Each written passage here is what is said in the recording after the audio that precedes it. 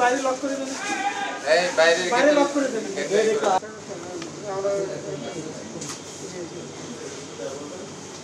পুরানো লোক কেউ নাই পুরানো এই শোরুমে নাকি আপনারা কারা ভাই? না সরজমিনে দেখতে আসছে এই স্টেডিয়ামটা আমাদের অধীনে তো। জি স্যার আমরা ওই যে বঙ্গবন্ধু স্টেডিয়ামে করছি। এটা ওই যে ইয়াতে না ওইটা তো আপনি জানেন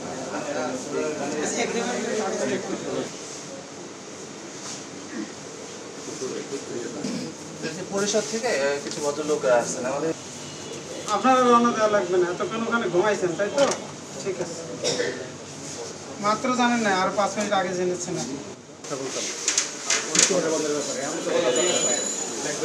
ডানে ডানে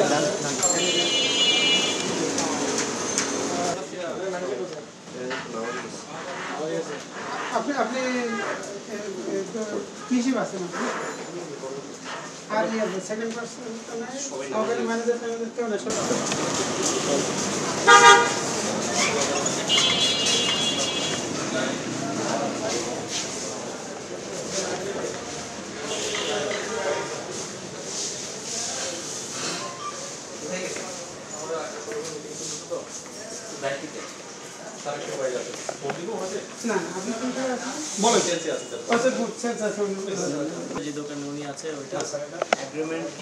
সবকিছুই মানে ওনাদের সেন্ট্রাল যেটা ইলেকট্রনিক সেন্ট্রাল যে শুরু বা কয়লা কন্ট্রোল রুম এখানে এগ্রিমেন্ট রাখতে হবে, আপনি যে দোকান আছে সেখানে এগ্রিমেন্ট রাখতে হবে আর এই কন্ট্রাক্টটা ভাড়া নিয়েছেন কিনা এবং সেটার ডকুমেন্ট এগ্রিমেন্ট আমাদের সময় দিলে আমরা এনে রাখতে পারি স্যার, কিন্তু সেল সেন্টার এগুলো থাকে না স্যার। এগুলো হচ্ছে আপনাদের মনে করেন এখন মোবাইল করতে রিকন ভাই সামনে থেকে খেয়াল রাখবেন। দোকান নাম্বার কত? এটা আপনাদের দোকান নাম্বারটা কত টাকা? 54 নম্বর। কত স্কয়ার ফিট ভাড়া টাকা প্লিজ এখন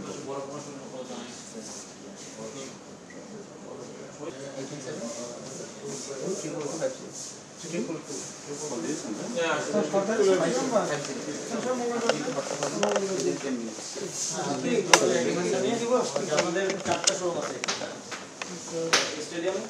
কয়টা সময় আপনাদের?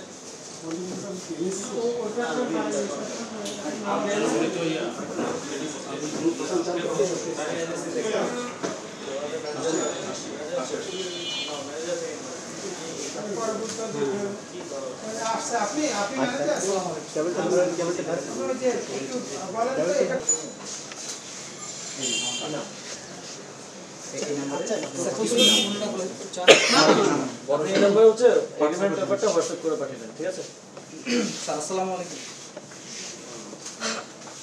স্যার, হচ্ছে ক্রীড়া মন্ত্রণালয়ের উপদেষ্টা সচিব। 1 ঘন্টার মধ্যে পাঠান, আমরা এনএসসি থেকে এসে তালা দিয়ে দেবো। চলেন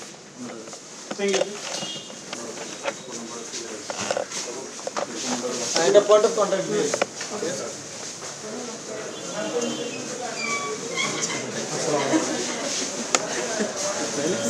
ডানে থাকছে ডানে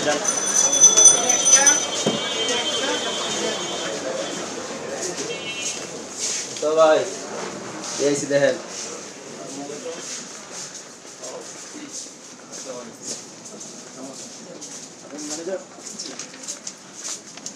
অবশ্যই কিছু ইনফরমেশন নিতে আর কি।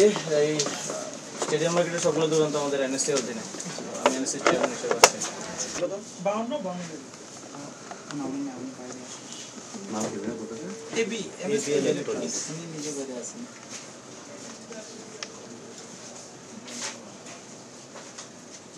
দোকান কেউ আছেন এখানে? হ্যাঁ বন্ধ করে দেন।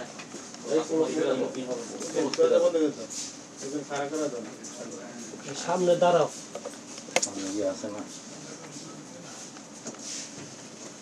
আমাদের এখান থেকে 1100 বর্গ ফুট। 1 লাখ টাকা সে তোমাকে বললো 1 লাখ 2 লাখ 60। না স্যার ওইটা আমরা ভুল হয়েছে, 2 মাসের একটু দেওয়া হয়েছে এই জন্য। তাও তো বেশি আসে। 2 লাখ হবে, 2 লাখ। আমি এক্সাক্টটা জানি না, এর জন্য আনুমানিক তখন একটু আপনারা অফিশিয়ালি 1 লাখ দেন আর আনঅফিশিয়ালি বাকিটা দেন আর কি, বুঝতে পারছি। স্যার আমি নতুন আসছি তো। কাগজে কলমে 1 লাখ, কাগজে কলমে বাইরে 1 লাখ। কাগজে কলমের বাইরে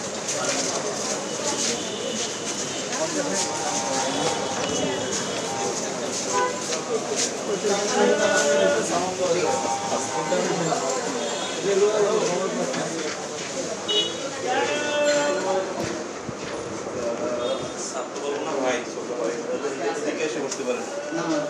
হ্যাঁ বসে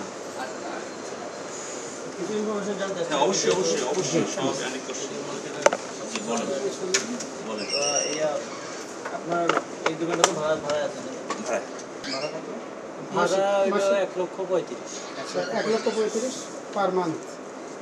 প্রথম তোমার কই 1100 স্কয়ার ফিট 1 লাখ টাকা ভাড়া দেয় আর হচ্ছে এখানে না ওইটা তো সে প্রথম যেটা বলছে এইটা তো এই যে এদিকটা তো বাতি, তারপর ওই যে মুখ মারা না আমাদের। আচ্ছা আপনি এগ্রিমেন্ট ব্যাপারটা আমি একটু হালনাগাদটা দেখতে চাইলাম আর কি, আসলে কি অবস্থা। মানে বাস্তবে না আসলে তো অনেক ইনফরমেশন গ্যাপ হয় এবং আপনারা তো জানেনই। তো দেখার চেষ্টা করলাম যে আমাদের তো সরকারি খাতায় আসলে এই দোকানগুলোর ভাড়া 26 টাকা পার স্কোয়ার ফিট। তো প্রাইমারিলি আমি যতটুকু ইনফরমেশন পেলাম, আমি আরও এগ্রিমেন্টগুলো দিতে বলছি ওনাদেরকে। সে অনুযায়ী প্রায় 217 টাকা 220 টাকার মতো স্কোয়ার ফিটে ওনারা ভাড়া দেন। তো এক্সট্রা ভাড়াটা কোথায় যায়, কাকে দিচ্ছে, এটা আমাদেরকে বের করতে হবে। এবং এগুলোর সাথে আমাদের মন্ত্রণালয় থেকে বা এনএসসি থেকে, যেহেতু এনএসসি থেকে কেউ জড়িত কিনা সেটাও আমরা খতিয়ে দেখব। আজকে জাস্ট একটা ধারণা পাওয়ার জন্য কিন্তু আমরা একটা টোটাল সার্ভে করব। এখানে 1000-এর উপরে দোকান আছে, এটা ছাড়াও আরও অন্যান্য স্টেডিয়ামগুলোতে আমাদের দোকান আছে। তো সেগুলো কোন অবস্থায় আছে সেটা আমরা একটা সার্ভে করব। আসলে শুধু এই ঢাকাতেই না, বাংলাদেশের সব জায়গাতে স্টেডিয়ামগুলোর কিন্তু আসলে এই অবস্থা। তো সে সবগুলোও কি আসলে আপনি যেহেতু ক্রীড়া পরিষদের চেয়ারম্যান, এখন আপনি কি সেই জায়গা সবগুলোতে করবেন কিনা? ব্যাপারে আমাদের একটা জেনারেল ডিসিশন হবে। সবগুলো তো আর ঘুরে দেখা সম্ভব না, কিন্তু সবগুলোতেই আমরা হচ্ছে এই যে ভাড়াটা হচ্ছে মান্ধাতার আমলের 22 টাকা স্কোয়ার ফিট, এটা তো কোনো স্ট্যান্ডার্ডেই এখন পড়ে না। তো এই স্ট্যান্ডার্ডে না থাকার কারণে হচ্ছে ওনারা সাবকন্ট্রাক্টে অন্য কাউকে ভাড়া দিয়ে এই সরকারি একটা ব্যবহার করছেন, যেখানে আমাদের দেখা যায় ফেডারেশনগুলো, অনেকগুলো ফেডারেশন অচল আছে বাজেটের অভাবে।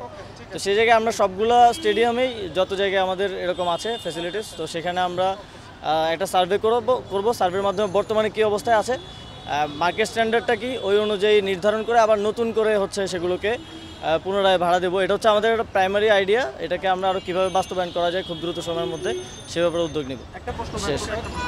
আপনি ফেডারেশনগুলোর কথা বললেন, যে ফেডারেশনগুলো অচল অবস্থা আছে, এই অর্থগুলো কি আসলে ফেডারেশনগুলো একটু সচল করা বা তাদের হ্যাঁ, এই অর্থটা এটা একটা প্রপার ব্যবস্থার মাধ্যমে এই অর্থটা যখন আমাদের এনএসসিতে যাবে, তো সেটাকে আমরা ক্রীড়ার উন্নতির জন্য, সার্বিক উন্নতির জন্য কিভাবে ব্যবহার করা যায় সেটার দিকে আমাদের নজর থাকবে।